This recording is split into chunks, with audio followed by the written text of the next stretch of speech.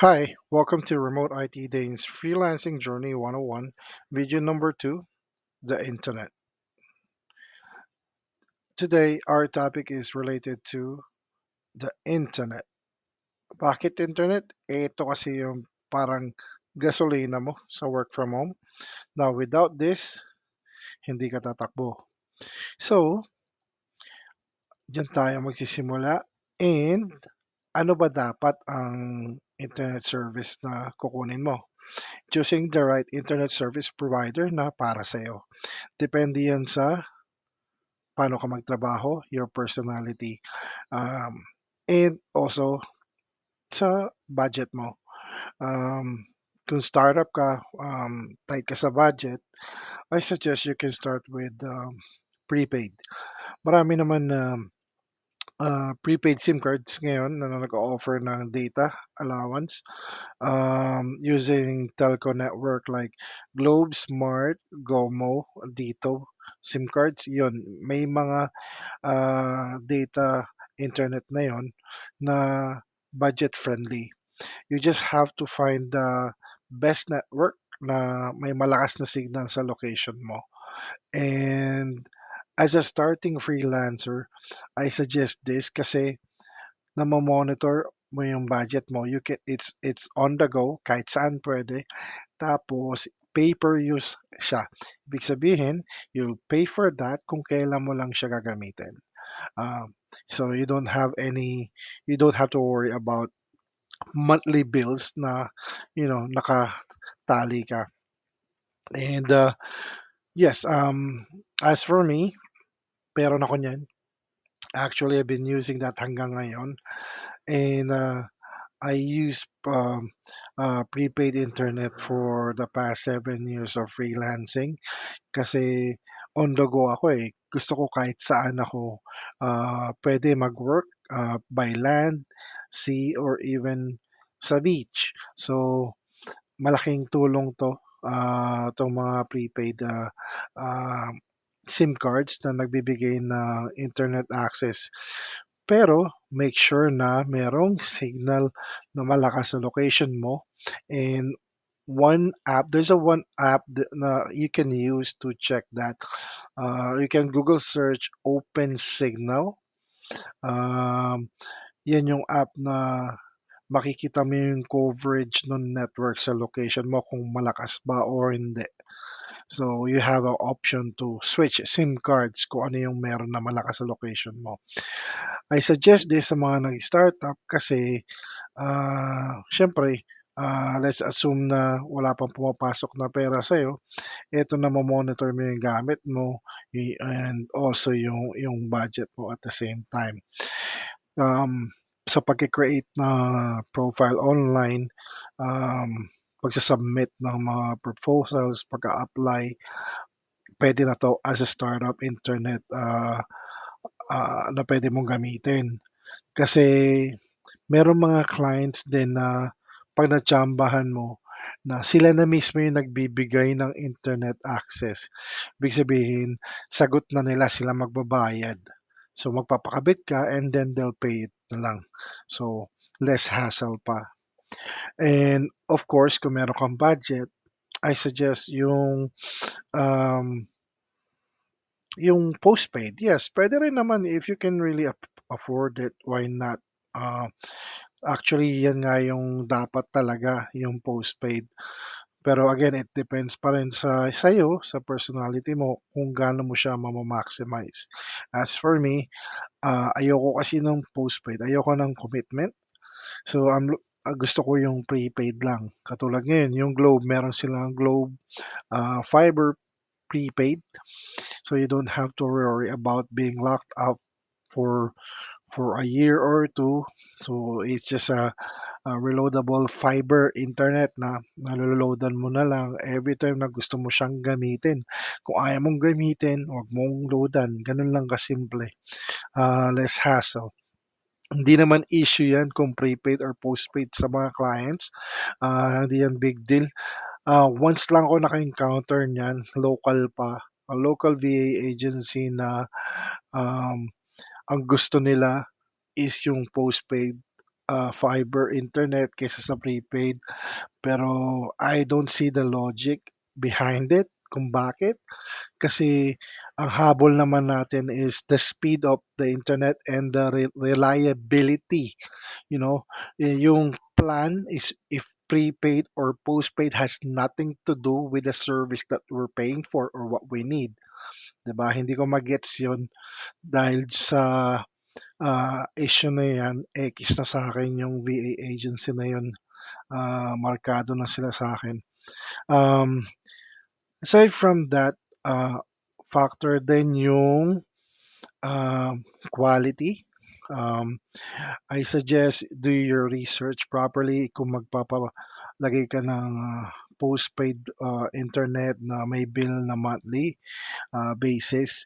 Check mo sa locations mo kung ano yung um, stable, may mga complaints, yung lagi nagkaka-issue. So umiwas ka na do'n. Sa location ko, ang madalas na naririnig ko na may mga complaint is Converge. So, yun ang iniwasan ko ever since. I tried other naman na provider before like PLDT, Sky Cable, pero yung nagtagal lang talaga sa akin, gusto ko rin is yung Globe Broadband since 2015, and I've been using Globe ever since. Ngayon, hindi na ako sa plan, eh, I switched to fiber prepaid na. But for the network or brand wise, para sa akin, sa location ko is the best yung Globe. For you guys, I suggest take advantage of the uh, research, no? Mag-Google search kayo, magtanong-tanong kayo sa location nyo kung ano ba. And kailangan nyo rin, aside from choosing primary internet, meron ka rin dapat na backup internet as a freelancer para in the event na magkaroon ng problem outage yung internet mo, hindi gumana, meron ka pa rin option na pwede mong kabitan para continuous pa rin yung work mo. So, hindi siya makakaapekto ng iyong productivity. Yun ang isang malaking factor na kailangan sa mga freelancer. Kailangan dalawang internet. It doesn't really necessary na kailangan dalawang plan. I tried that.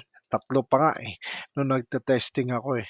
So, ano lang yan, hindi mo kailangan. So, eh, it's useless, no? Kung babayad ka ng tatlong bill tapos isa lang yung nagagamit mo, hindi ka makakatipid nun. So, I suggest get a solid plan tapos prepaid. Okay? Yung sa SIM card lang na niloloadan, kasi backup mo lang naman, temporary lang, na puwede mong gamitin 'pag nag-down yung primary internet service provider mo. Alright?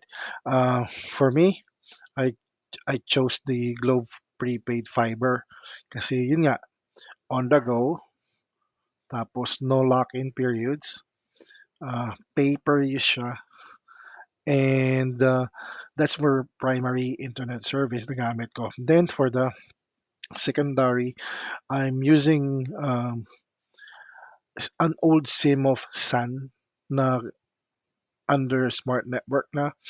Tapos dito SIM. Yon. Dalawa ngayon, yun yung sa locations ko na malakas ang internet access signal. So, yun ang lagi kong ginagamit. And aside from that, um, kung kaya naman din ng budget mo, no, meron din na international, which is the Starlink. Yung you can use this anywhere, literally anywhere, by land, air, or sea. Kasi satellite na siya. And napakaganda ng ganon. Kaso nga lang, you have to uh, pay for the equipment and aside from the monthly bills, medyo mabigat. Pero pagdating naman sa quality and service, Kung digital nomad ka na on the go, na hindi ka nag-i-stay sa isang lugar, advisable siya talaga para sa'yo. So ayun, choosing the right internet service provider, kailangan pinag-iisipan din, pinagpaplanuhan, kasi isa 'to sa mga importanteng tools na kailangan mo as a remote worker. Without this, without the internet, yung mga freelancers na yan like me, um, we have nothing. Kailangan katulad ng pag-invest natin sa equipment from my first video, ah, kung paano makapag-invest, bumili, ah, gano'n din tayo dapat sa pagpili ng internet service provider na binibigyan din natin ng importansya.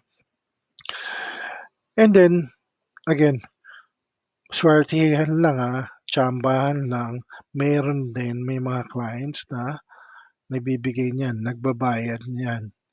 So, as a start, okay, since andito tayo sa starting journey ng freelancing, I suggest go for the prepaid one for the SIM card data or the Globe prepaid fiber. Kasi yung start pa lang nun, yung pag-a-apply, pagbi-build mo ng network online, pwede mo na siya gamitin using those ah, providers na sinabi ko. And then malay mo makakita ka ng magbibigay sa'yo ng internet, di mo na kailangan magpakabit, magbayad ng sarili mo. Meron na magsho-shoulder ng bill para sa'yo. So, yun lang. Um, I'm looking forward to the next video. Hopefully, it's gonna be related to other equipments for work from home, and I'm gonna review something and hopefully makatulong pa rin sa inyo. Alright, bye-bye.